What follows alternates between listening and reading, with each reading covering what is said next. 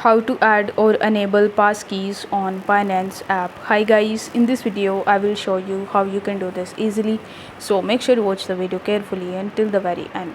In the first step, you just have to launch your Binance mobile application. Now once you are on the home page, you need to tap on the Binance icon in the top left hand corner. After that, you need to tap on your name. Then you will be landed on this page where you need to tap on security. Now in the security, you will be able to see the first option of passkeys. So you need to tap on the passkeys option and then you will be landed on the next page.